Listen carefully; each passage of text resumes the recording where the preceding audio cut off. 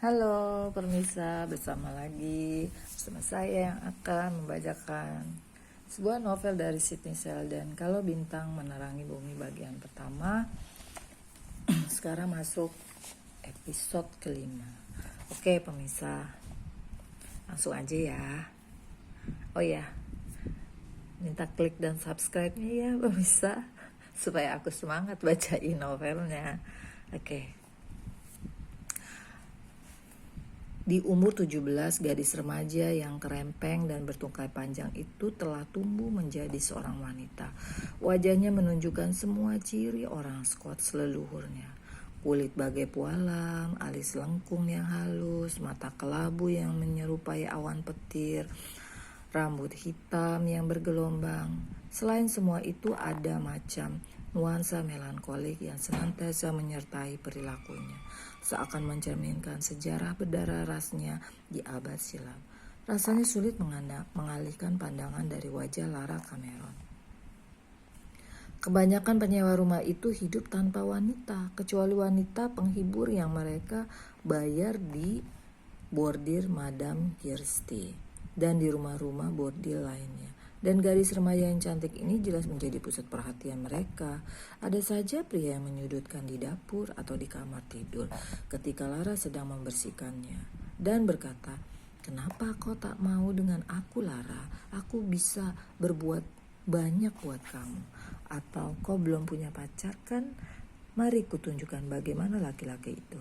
Atau bagaimana kalau kau ikut ke Kansas City? Aku berangkat minggu depan dan aku senang sekali kalau kau mau ikut." Setelah salah satu atau lebih satu penyewa itu membujuk Lara untuk mau tidur dengan dia, Lara biasanya masuk ke kamar kecil tempat ayahnya terbaring tak berdaya dan berkata, "Papa, kau dulu keliru, Papa. Ternyata semua pria menginginkan aku." Lalu ia keluar dari kamar itu dan ayahnya menatap tanpa mengucapkan apa-apa.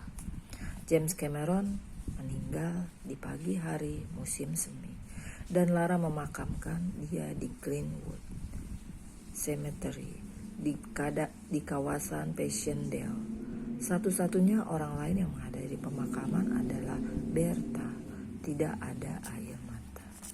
Seorang penyewa baru masuk, seorang Amerika bernama Bill Rogers. Ia berumur sekitar 70-an, botak dan gemuk. Seorang yang ramah dan suka ngomong. Setelah makan malam, ia sering duduk dan mengobrol dengan Lara. "Kau terlalu cantik untuk tetap menyekap diri di kota udik seperti ini." Begitu nasihatnya kepada Lara. "Kau harus pergi ke Chicago atau New York mencari peluang besar. Kelak pasti," kata Lara. "Seluruh masa depan terbentang di hadapanmu. Kau tahu apa yang akan kau lakukan nanti? Saya ingin memiliki banyak hal." Pakaian ya. Pakaian yang bagus dan bukan. Saya menginginkan tanah. Ayah saya tidak pernah memiliki apa-apa. Ia hanya hidup dengan mengandalkan belas kasihan orang lain seumur hidupnya. Wajah Bill Rogers berbinar. "Dulu bisnisku real estate." "Masa? Aku punya gedung-gedung di seluruh kawasan Midwest. Aku bahkan pernah punya serangkaian hotel." Ada kepahitan dalam suaranya. "Lalu apa yang terjadi?" Bill mengangkat bahunya. "Aku jadi serakah, semuanya ludes. Tapi sungguh aku menikmati waktu semuanya sedang lancar." Setelah itu mereka terus berbicara tentang real estate hampir setiap malam. "Lara, aturan pertama dalam bisnis real estate," kata Rogers, "adalah OPM. Jangan pernah lupa itu." "OPM itu apa?" kata Lara. "Others people's money." Yang membuat real estate bisa jadi bisnis raksasa adalah sikap pemerintah yang memperbolehkan kita melakukan deduksi atas bunga dan depresiasi sementara aset kita terus bertumbuh. 3 hal paling penting dalam bisnis real estate adalah lokasi, kedua lokasi, dan ketiga lokasi.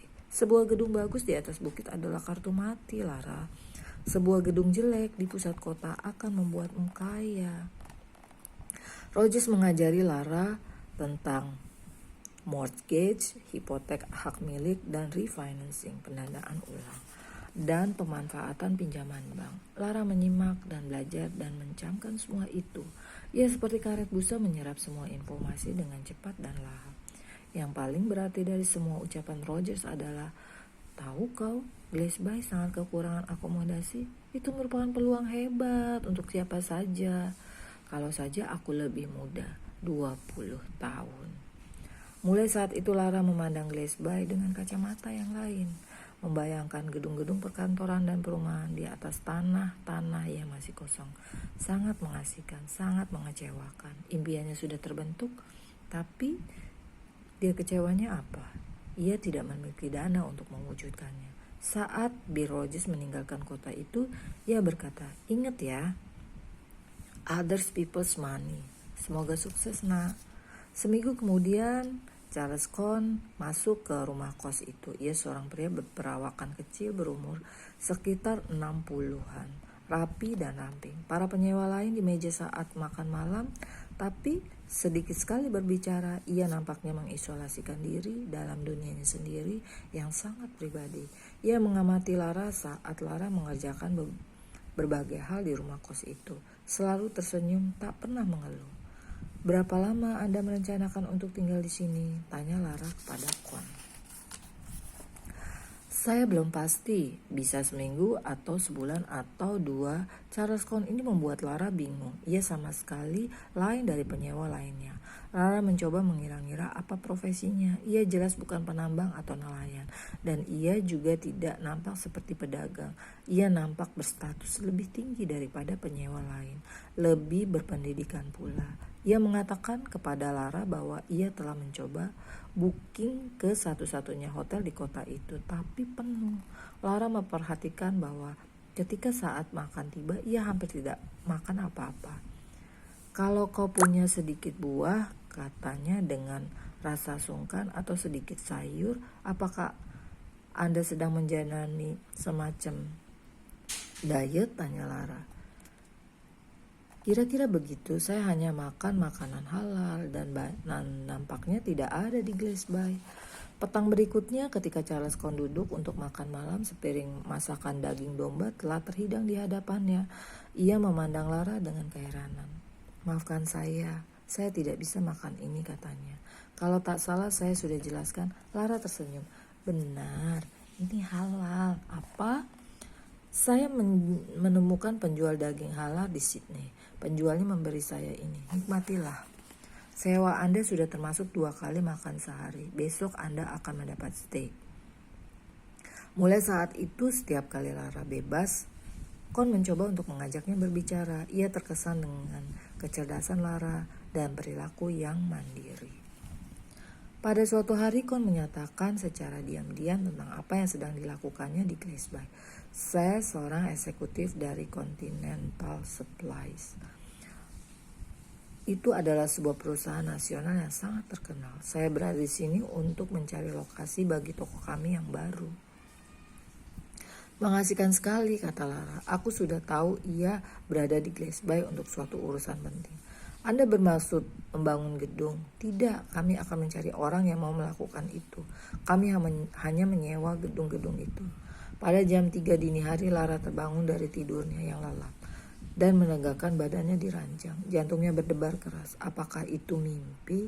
Bukan, benaknya serasa sedang berpacu. Ia terlalu tegang untuk dapat tidur kembali. Ketika Charles Cohn keluar dari kamarnya untuk sarapan pagi, Lara sudah menunggunya. Mr. Cohn, saya tahu ada lokasi bagus, katanya bersemangat. Cohn menatapnya dengan bingung. Apa? Untuk proyek yang Anda maksud? Oh, di mana? Lara menghindari pertanyaan itu. Izinkan saya menanyakan sesuatu. Seandainya saya punya lokasi yang Anda suka dan seandainya saya membangun gedung di situ, Anda mau menyewanya dari saya untuk jangka waktu 5 tahun? Ia menggelengkan kepala. Itu pertanyaan dengan terlalu banyak pengandaian ya. Tapi Anda mau? Lara mendesak. Lara, kau tahu apa tentang membangun gedung? Bukan saya yang akan membangunnya, kata Lara. Saya akan menyewa arsitek dan perusahaan konstruksi yang baik untuk melakukan itu. Charles Cohn mengamati dengan cermat. Begitu, dan di mana tanah yang kau bilang sangat bagus itu? Akan saya tunjukkan kepada Anda, kata Lara. Percayalah, Anda akan menyukainya, sangat cocok. Setelah sarapan pagi, Lara membawa Charles Con ke pusat kota di sudut Main Street dan Commercial Street di pusat Gillespie. Terdapat sebidang tanah persegi yang masih kosong. Itu adalah lokasi yang sudah ditaksir Con 2 hari sebelumnya. Ini lokasi yang saya maksud, kata Lara. Con berdiri di situ berpura-pura mengamatinya. Kau memang punya mata yang jernih. Ini lokasi yang sangat bagus. Sebenarnya Con sudah melakukan penyelidikan dan mendapati bahwa tanah itu milik bankir bernama Sean McAllister. Seperti permisa ketahui ya, Sean McAllister ini adalah yang punya kos-kosan yang disewa-sewain itu. Jadi papahnya si Lara kerja sama Sean McAllister. Berarti Lara juga kerja sama Sean McAllister ini. Oke, lanjut ya pemirsa. Tugas Con adalah mencari lokasi, mengatur orang yang bisa membangun gedung itu lalu menyewanya dari dia. Tidak jadi masalah perusahaan mana yang membangunnya sepanjang spesifikasinya dapat dipenuhi. Con sedang mengamati Lara. Ia masih terlalu muda, pikirnya. Ini gagasan konyol. Tapi saya menemukan penjual daging halal di Sydney. Besok Anda akan mendapat steak. Ia sungguh memiliki response, kepekaan terhadap kebutuhan orang lain. Jadi dia, si Charles Con ini kayak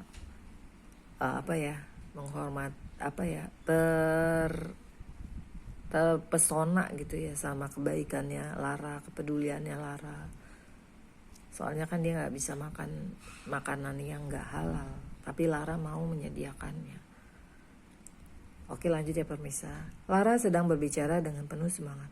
Kalau saya bisa memperoleh tanah ini dan membangun gedung yang memenuhi spesifikasi Anda, maukah Anda memberikan kontrak sewa 5 tahun kepada saya? Charles terdiam sebentar, lalu berkata perlahan-lahan. Tidak Lara, kontrak sewanya ditentukan 10 tahun. Wih, lebih mantap ya pemirsa. Oke, lanjut. Sore itu Lara pergi menjumpai Sean McAllister. Ia mengangkat wajahnya dan heran melihat Lara memasuki kantornya. Kau terlalu cepat beberapa hari Lara, sekarang baru hari Rabu. Saya tahu, saya ingin minta bantuan Mr. McAllister. Sean McAllister duduk di situ menatap. Ia benar-benar sudah jadi seorang gadis yang cantik. Bukan gadis lagi, tapi wanita. Ia bisa melihat tonjolan payudara yang membayang di blus katun yang dikenakannya. Hati-hati, aku berminat. Siapa penyewa gedung itu yang kau sebut tadi?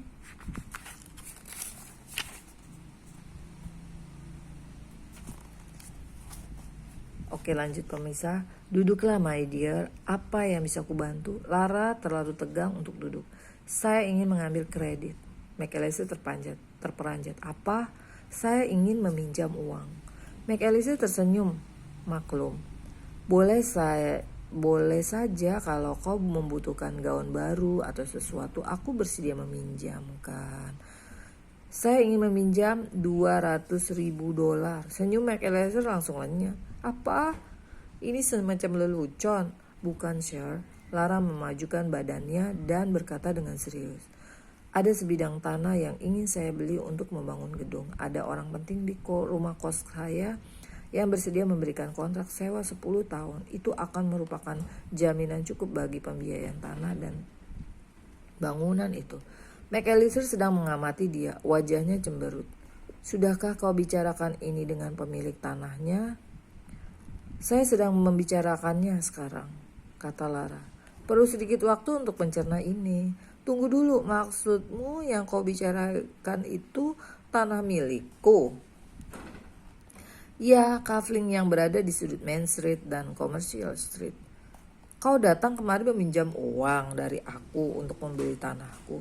Tanah itu nilainya tidak lebih dari $20,000. Sudah saya cek, saya tawarkan $30,000 kepada Anda. Anda akan mendapat laba $10,000 dari tanah itu ditambah bunga atas $200,000 yang Anda pinjamkan kepada saya untuk membangun gedung. McAllister menggelengkan kepala. Kau minta aku meminjamkan 200.000 dolar tanpa agunan, itu jelas tidak mungkin, Lara. Lara memajukan badannya. Ada agunan. Anda akan memegang surat hipotek gedung dan tanah itu. Anda tidak mungkin rugi. McAllister duduk di situ mengamati Lara menimbang-nimbang usulan yang baru diajukan itu. Ia tersenyum. Tahukah kau, katanya, kau sungguh sangat berani, tapi aku tidak bisa menjelaskan pinjaman macam itu kepada dewan direksiku. Anda tidak punya dewan direksi, tukas Lara. Senyum McAllister berubah menjadi seringai. Benar. Oke pemirsa, sampai di sini dulu. Nanti kita lanjutin lagi ya ke episode 5B. Oke, semoga terhibur ya pemirsa. Salam. Bye-bye.